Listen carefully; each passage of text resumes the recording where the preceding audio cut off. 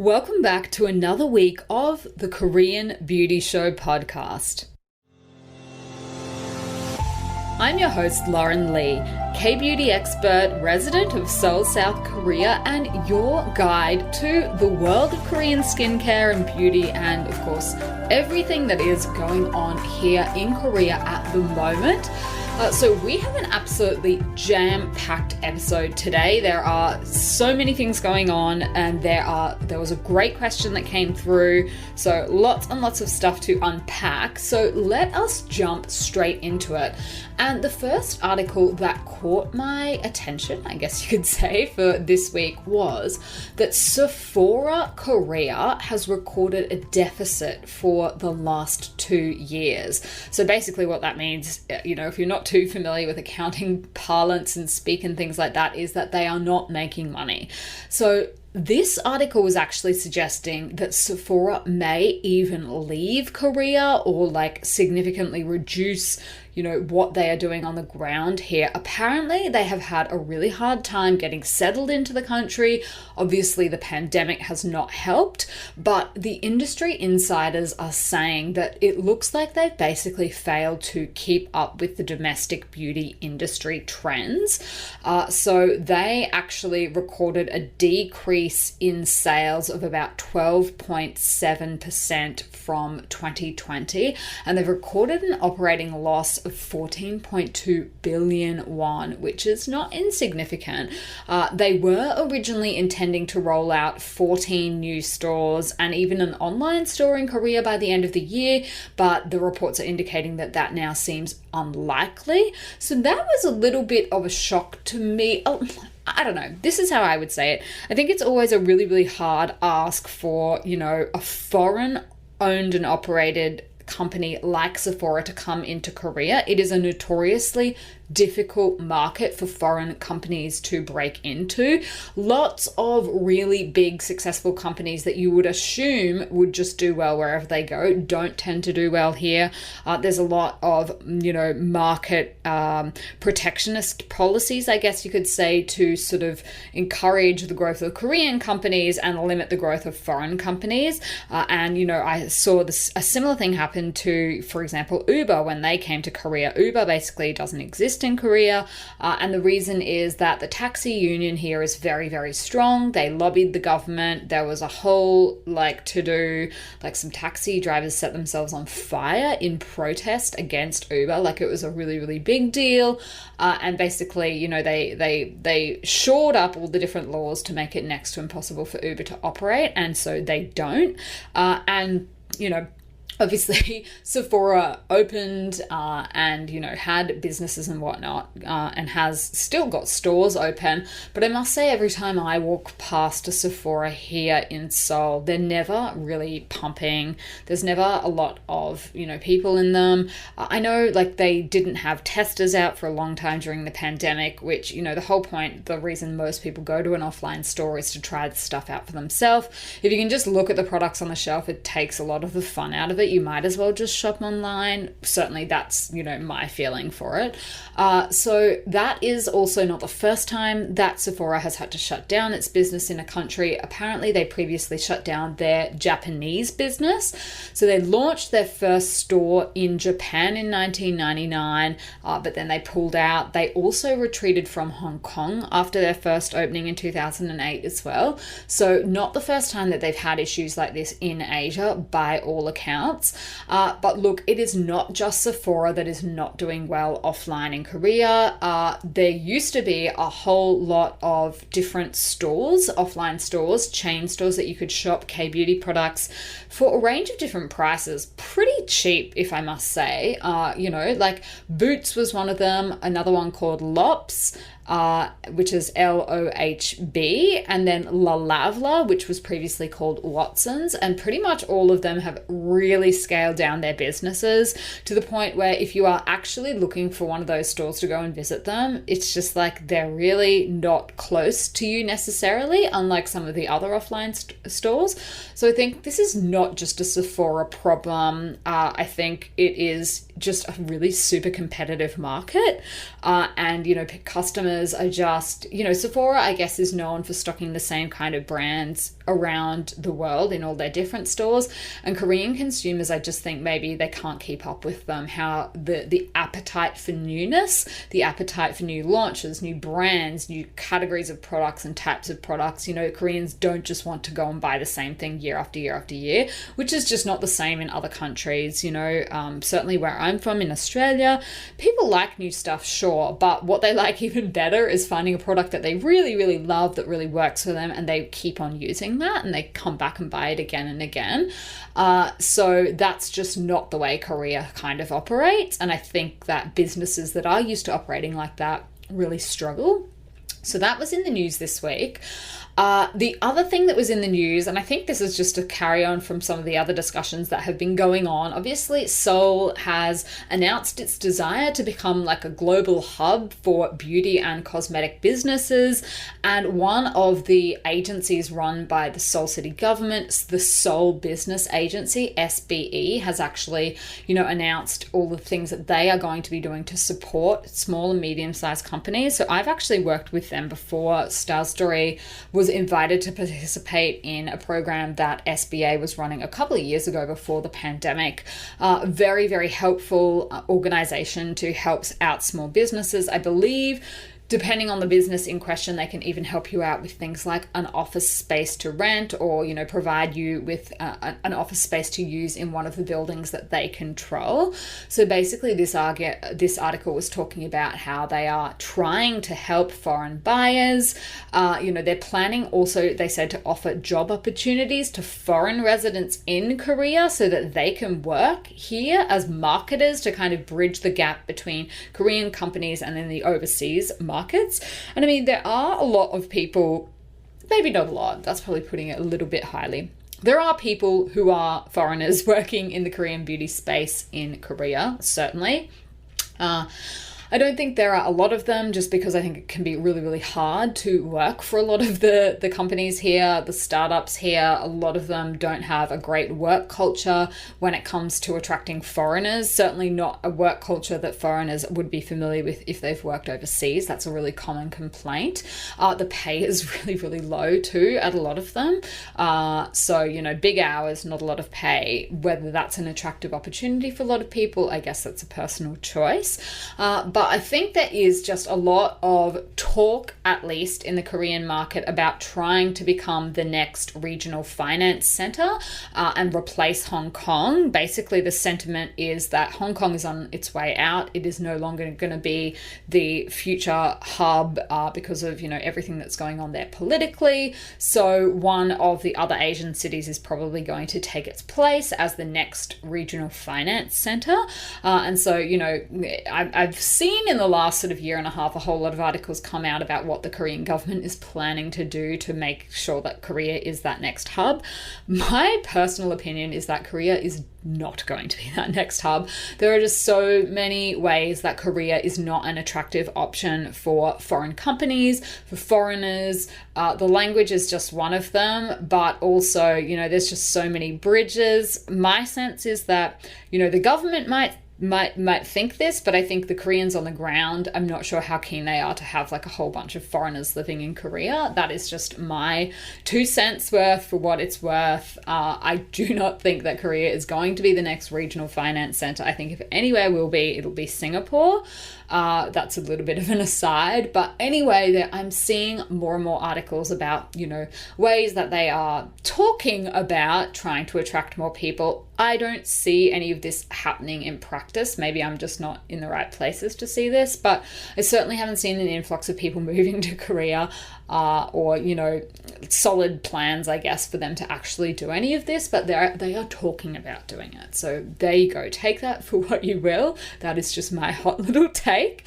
And the other thing that I saw in the news was that, you know, one of the biggest trends of this year is the Multi Balm Stick.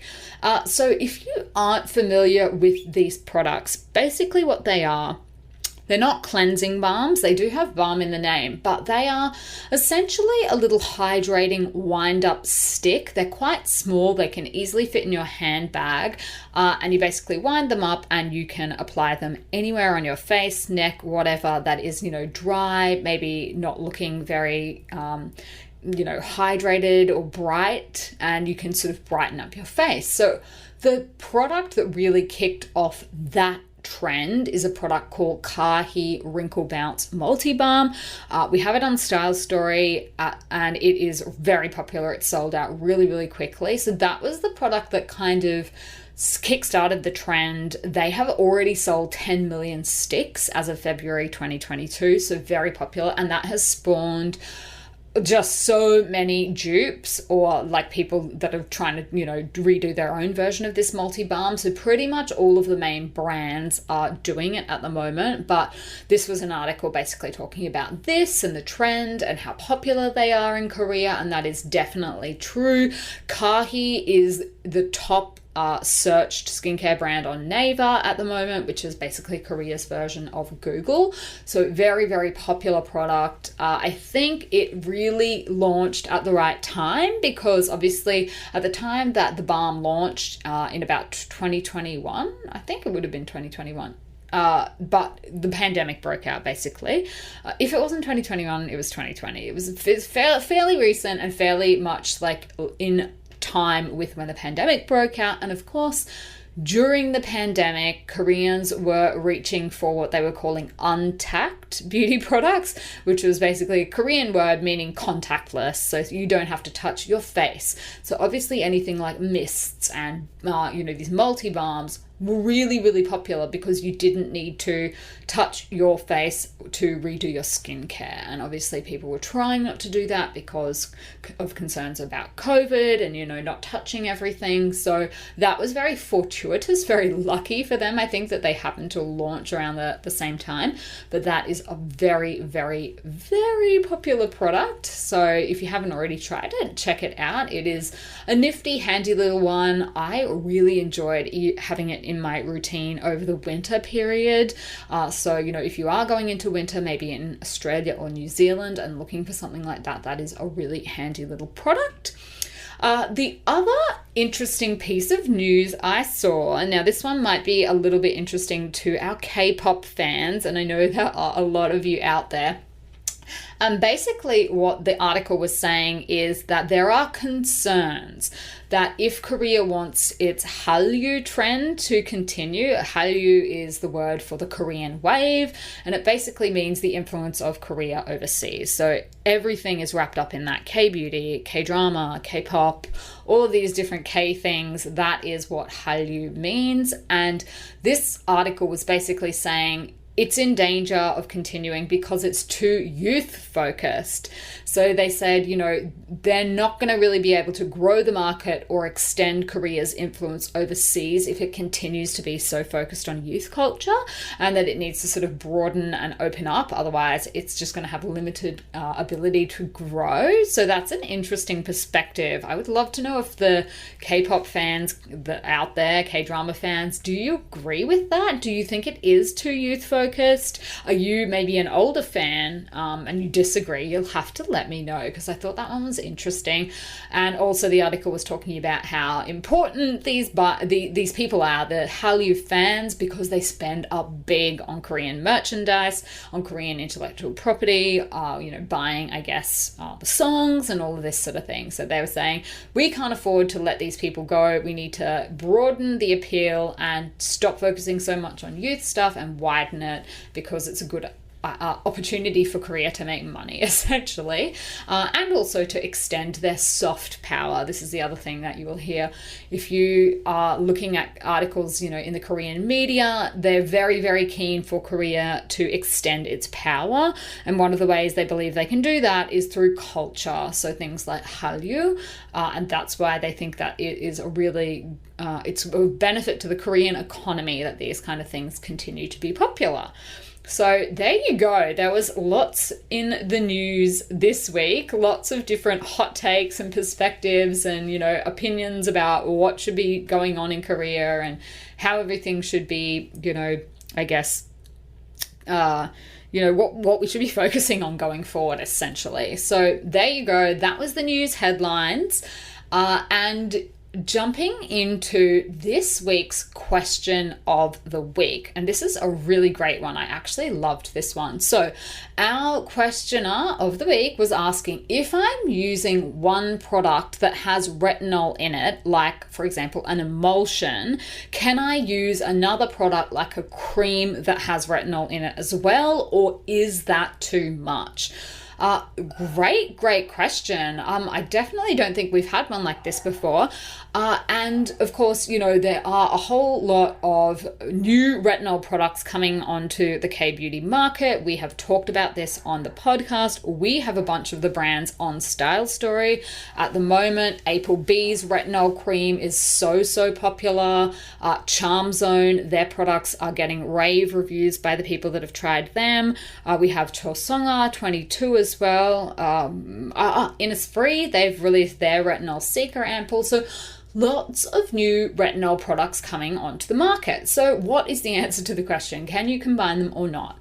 The answer is yes. You can combine them, but as we spoke about on last week's episode when we were talking about acids and higher percentages, remember when it comes to things like this that more is not necessarily better. So you can combine them, whether you want to or not is a different question. Now, what I would say is our questioner was asking about a cream. So she has an emulsion with retinol in it, and then she was asking, can she combine it with a cream? My question back to you would be, and I know you can't answer because this is a podcast, but is the cream a prescription one or is it a cosmetic product? If it is a prescription retinol cream, I would exercise a lot of caution when you are talking about doubling up on any kind of exfoliating products or retinoids. That's what I would say. And that is because your retinol products on prescription are much more powerful and they work faster, whereas the retinol in cosmetic products takes longer to work, but over time obviously you can see the same results. The other thing is your prescription retinols will increase your risk of skin irritation a lot. And the irritation, honestly, for some people can be so extreme and so persistent that they just can't use the product. I was having this conversation with my mum not too long ago. So her best friend got a prescription for retinol. And of course, what did my mum do? She went out the next day and got the same thing because they just, she's very easily influenced. And if her best friend is doing something, they tend to just do it together because that's just what they do. So both women are in their 60s, and mum was saying that her best friend has been able to use it for months with no problems. She's using it every day, and my mum had to just stop using it because she just could not take it anymore. Even just using it like once or twice a week, the irritation was so persistent and so getting in the way of her everyday life that it was just not a product she could keep using in her routine. And that's a common thing you will hear for, not insignificant amount of people with the prescription retinols. But when it comes to your cosmetic ones, because they have a lower, percentage of retinol in them, they have a lower risk of skin irritation as well. So if that is the kind of cream that you are using, it is a cosmetic and not a prescription one, then you might have better luck mixing them together. As always, I would say it is a question of testing it out, experimenting, see how your skin goes. At the first sign of any irritation, I would totally pull back, but you can combine them. Even if it is a prescription, you technically can. Whether you want to or not, different story. So I would just say, give it a go, see how your skin goes, and I would start out slowly so that you can pull back if you need to. If you go straight in doing, every single night, it's going to be a little bit harder to pull back. But if you do it a couple of days a week and everything seems to be tracking okay, then you can probably keep going, I would say. So that's my answer. Hope it helps. And yeah, you'll have to let me know how you go. Good luck to you. Now, the other thing is, I should remind you guys, because I didn't do this last week and I should have, but if you didn't already remember, it's Mother's Day coming up this weekend. Wink, wink, nudge, nudge. So look, I'm sure some of you are super organized and you've already got your gifts together.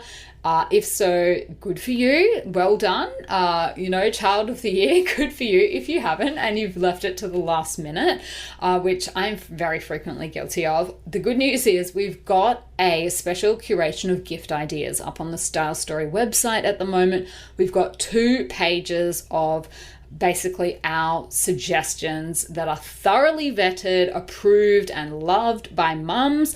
We've got everything up there from moisturizers to gift sets, some beautiful masks, both leave-on and sheet masks, treatments, and more. So there is something in there for every single budget.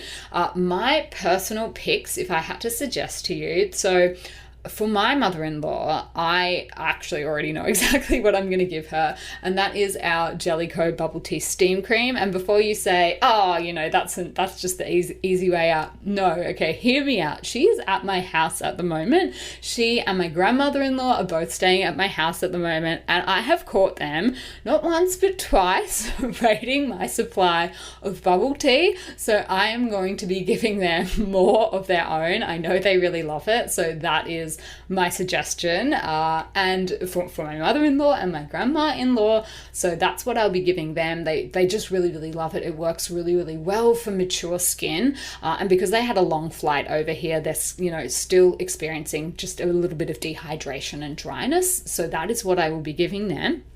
And for my own mom, she loves a good powder cleanser. That is one of her favorite Korean products that she tells all of her friends about. So for her, I will be gifting her Subi's Brightening Powder Cleanser, because that is just, she absolutely loves it. So that's just, in the bag and an absolute win. I'm going to be pairing it with a couple of other non-skincare things too, just so she doesn't think I took the easy way out. For me, if my husband is listening, I will take a house on the beach. That would be great for my Mother's Day. But let me know, have you got your presents sorted yet or not? If you haven't, that's just a couple of those suggestions in there for you. You're probably going to need to express post them, guys. It's getting a little bit close to the day, but if not, and you've already got it all sorted, then, hats off to you. Very well done. So look, this week we haven't had any new products launching for a couple of weeks now. Some of the ones that I was going through on our last episodes were, kind of from a couple of months back. We have some new brands landing soon, including one that a lot of people have been asking about, Dew Care, DEW Care. So that is going to be launching soon. Keep an eye out for that on the website if you are hunting for newness.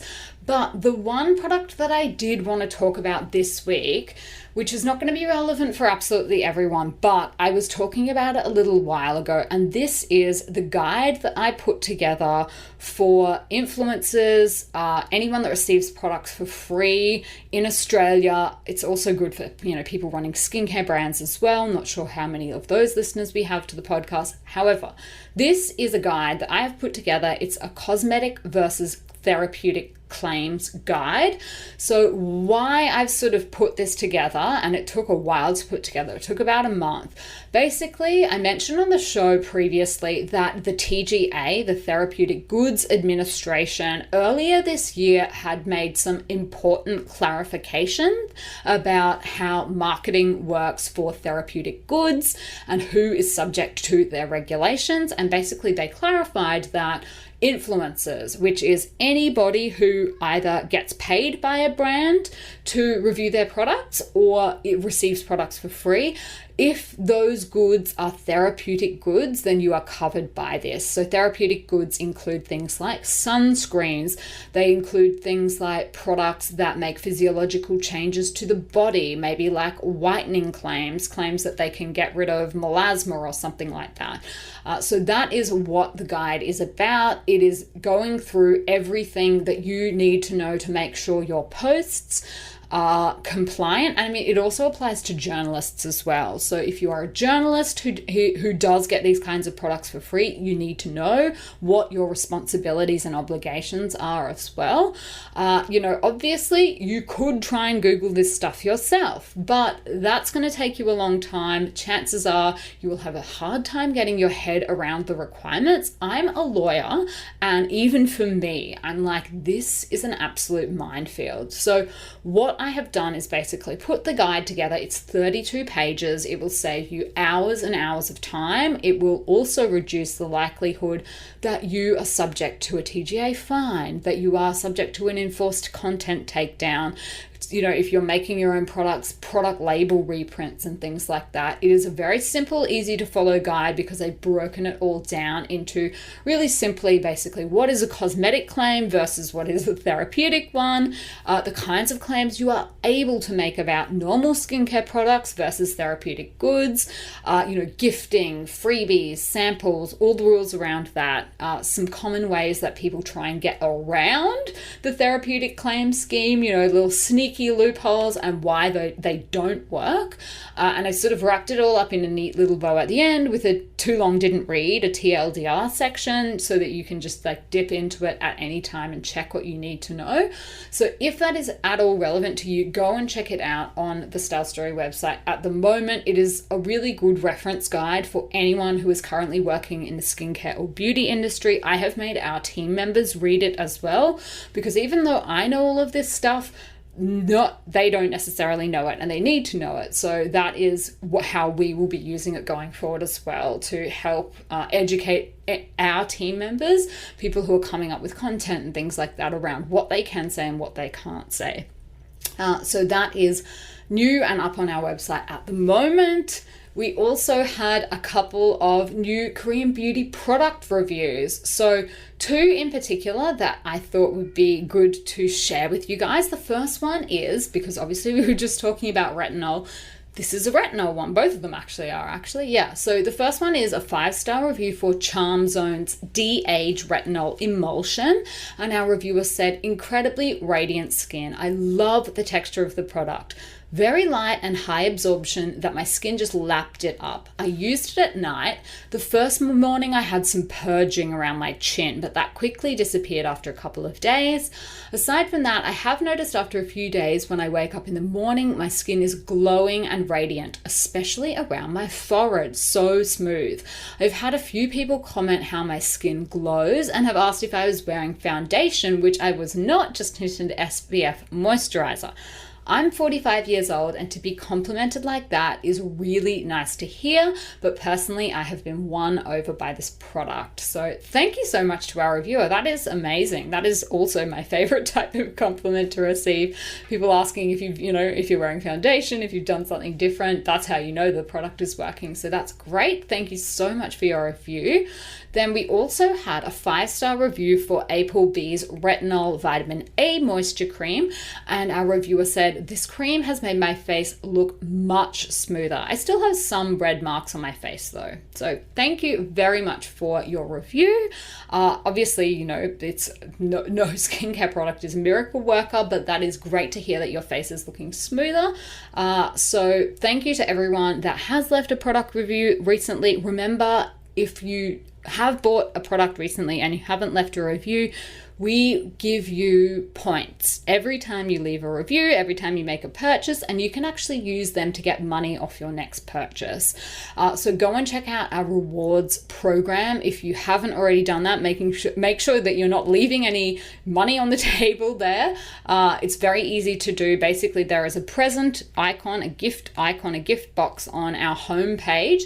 If you click on that and open it up, it tells you all about our rewards program. If you have made a purchase in the past, the good news is that all of your data and points will be there once you create your rewards points account, so you don't have to worry about that. If you need any help, obviously reach out to our team. We would be very happy to help you. We can set the rewards account up for you if you're having any difficulties at all with it. But yeah, that's just our way of saying thank you. And of course, the reviews are just so helpful to other people that are coming along and are curious about a product as well. So that's why we encourage you to leave them, because that way people can buy the products that are going to work for them and avoid the ones that aren't going to work. So that is the whole point of the reviews. Okay, so we are nearly at the end, guys. Congratulations if you've made it this far. My recommendation of the week, this is a new segment I have been trialing out. I am going to keep doing it until someone tells me to stop. So this week I have for you a cooking one. So this is a resource that I myself have been using for a very long time. I'm going to say maybe even, I don't know, maybe 7 or 8 years. So it is a cooking blog and a YouTube channel called Mangchi. And how you spell that is Mangchi, Mangchi. So it is run by a Korean. Her name is Emily Kim or Kim Kwang-suk. And Mangchi basically means hammer in Korean. So don't know that that necessarily has anything to do with cooking, but she is just such a great resource if you are looking to cook some Korean dishes at home. She runs through lots of really, really famous, popular dishes, things like japchae, kimchi. If you want to make kimchi, you know, you definitely can. I don't think it's that easy. I've never done it, but you can. Dokgalbi, lots and lots of different things. Her recipes are excellent. They're tasty, they're delicious, they're very easy to follow. So I had a look into it because I didn't know this about her, but apparently she was born in Yeosu, which is by the seaside. It's like as far as you can go down south on the Korean peninsula, pretty much. It is an excellent place to visit if you are in Korea, and it is very, very famous for its seafood being by the sea.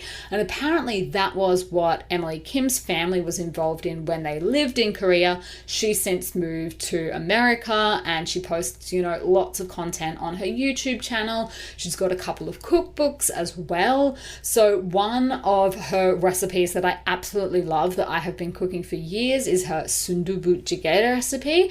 That is just something that, you know, before I even moved to Korea, if I was, you know, craving Korean food sometimes, I would cook that up. It is just delicious. It's not too spicy. So if you are interested in trying your hand at some Korean dishes, maybe you've already tried some and you'd like to be able to make them at home, she is literally a godsend. Her recipes are excellent. They're really, really good. And like I said, easy to follow. So even if you are not an absolute cooking wizard, you should be able to follow along. Korean recipes in general, I would say, are quite forgiving. You know, it's not like really super technical or intricate for a lot of them, you know, not like maybe French cooking. So give it a try if you are keen to have a little bit of a taste of Korea. Her blog is Mangchi, Mangchi.